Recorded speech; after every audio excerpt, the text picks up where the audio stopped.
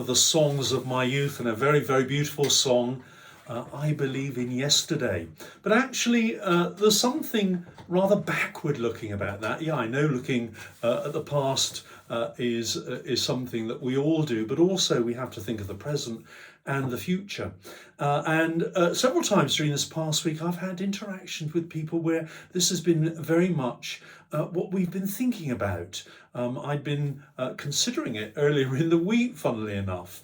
And if you remember, when we have that great prayer, that prayer of thanksgiving, when we celebrate communion together, one of the things that we sometimes say is, Christ has died, Christ is risen, Christ will come again. So it's this threefold, if you like, formula to help us engage with life, of which the past is very much a part. But it's the present and the future which, of course, concern us most. The past helps to inform us, but in a sense, we use that to inform the present and also the future. Christ has died, Christ is risen, Christ will come again. So the is the moment that we're living now. On Sunday, we're celebrating Mothering Sunday, very ancient tradition. And of course, there's an element of looking back in that, thinking of our relationships with our mothers. If we're younger, it'll be an ongoing relationship. And we think of the future as well, if we're in that situation.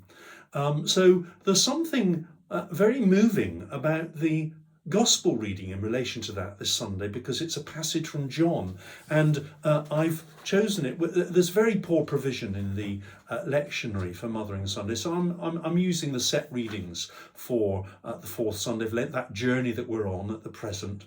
And we have an extraordinary passage from John's Gospel, which will be so familiar to so many people. Let me just read you a bit of it. Jesus said, "Just as Moses lifted up the serpent in the wilderness, so must the Son of Man be lifted up, that whoever believes in him may have eternal life." It's an extraordinary image, isn't it?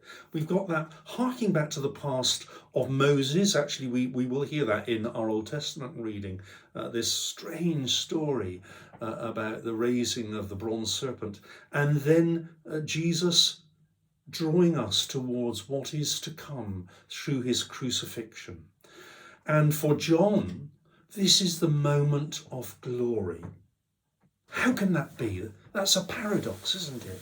How can a terrible death on an instrument of torture be a moment of glory? Well, it's because it's the moment when God displays his love for us in the face of his Son, Jesus Christ, by giving everything for us. It's about relationship. And that's why it seems so appropriate on Mothering Sunday.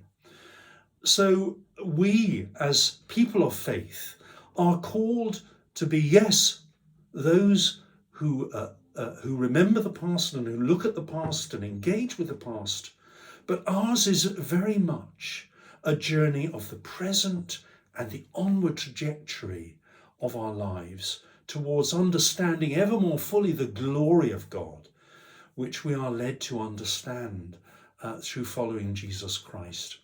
So anyway, that's a little bit of a thought for this week. And yes, I do believe in yesterday. And I love that Beatles song. I really do. But we think about the fact that Jesus gives himself for us in the here and now to draw us into the fullness of life, which we continue to grow in as we journey onwards. Do join us on Sunday. We'd love to see you. We're online still, 9:45, www.holytrinitycookfield.org, and tap on the blue button, the Zoom button, and join us for worship there, 9:45. We'd love to see you. And in the meantime, I do hope you have a really lovely weekend. Okay, everyone, God bless. Bye.